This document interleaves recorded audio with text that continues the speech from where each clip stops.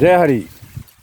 उदंड पाहिले उदंड वर्णी ऐकिले, उदंड वर्णिले क्षत्रमहिमे उदंड उर्णिले. उदंड म्हणजे तीर्थाचा महिमा, तीर्थक्षेत्र पहा आणि ऐका.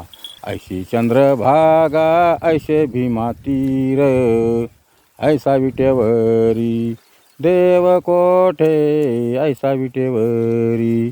ऐसे संत जन ऐसे हरीचे दास, ऐसा नाम घोष सांगा कोठे ऐसा नाम घोष.